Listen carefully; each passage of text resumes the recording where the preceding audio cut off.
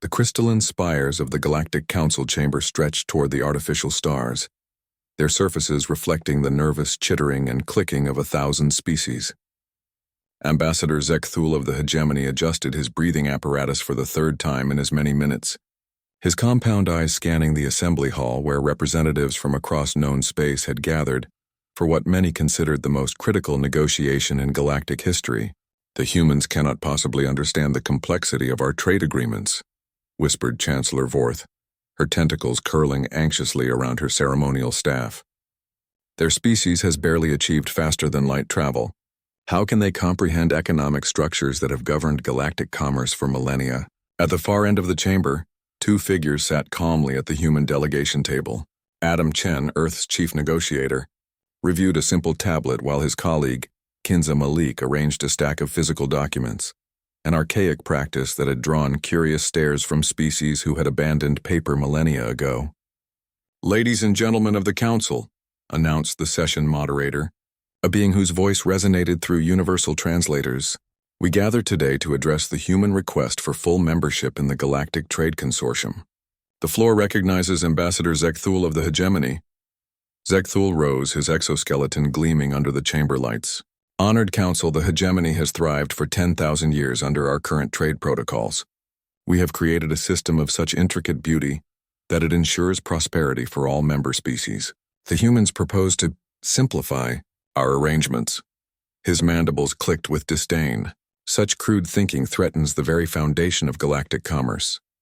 Murmurs of agreement rippled through the assembly. The Veltar delegation nodded their crystalline heads in unison, while the gaseous ethereals pulsed with colors indicating concurrence.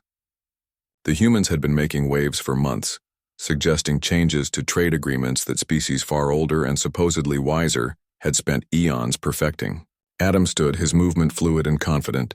Unlike the elaborate ceremonial garments worn by other delegates, he wore a simple dark suit that seemed almost primitive in the ornate chamber.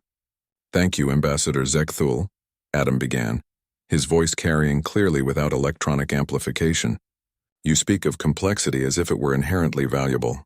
You've created a system where a simple transaction between two worlds requires approval from 17 different committees, processing through 43 administrative layers, and compliance with over 2,000 regulatory subclauses." Kinza activated a holographic display showing the current trade network. Lines of bureaucratic connections created a web so dense it appeared almost solid. "Your intricate beauty means that when the agricultural world of Kepler 442b experiences crop failure, food aid takes 8 months to navigate your approval process," Adam continued. "By then, populations starve not from lack of resources but from administrative inefficiency." The chamber erupted in protests. The Zephyrian delegate's scales rippled with indignation. "The human speaks of matters beyond his comprehension. Our system ensures fairness and prevents exploitation." "Does it?"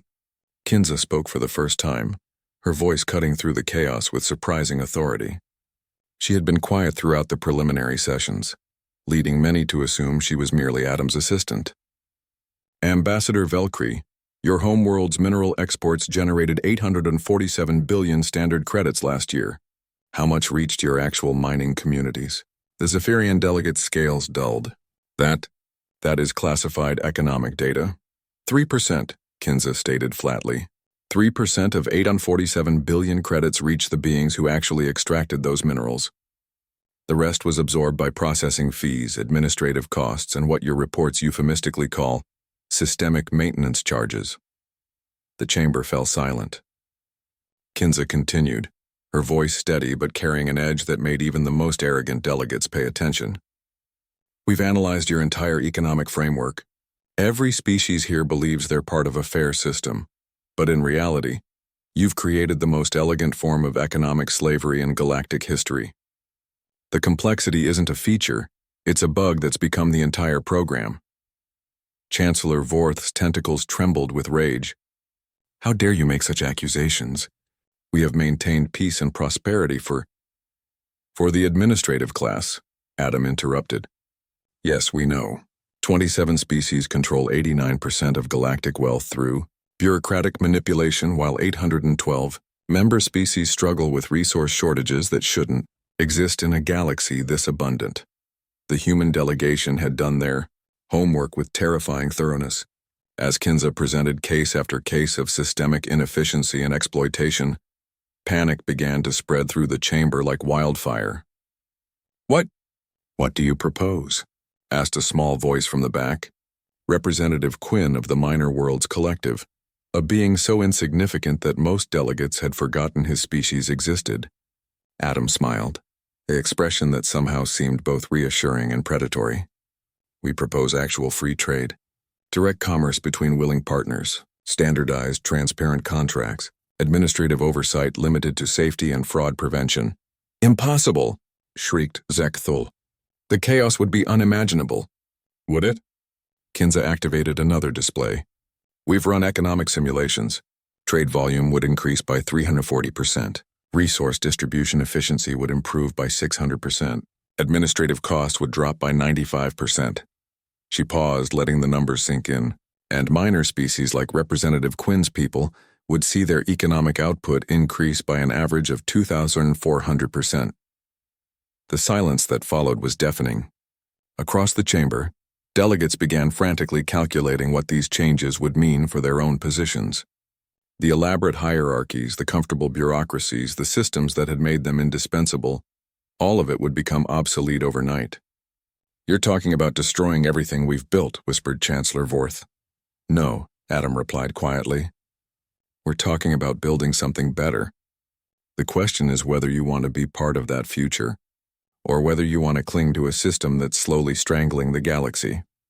As panic erupted throughout the council chamber, two humans sat calmly at their table, having just accomplished something unprecedented in galactic history. They had taken 1,000 species worth of accumulated wisdom and bureaucratic tradition, and crushed it with the simple application of human logic and stubborn refusal to accept that complicated meant good. The galaxy would never be the same. And for the first time in millennia, that was exactly what it needed.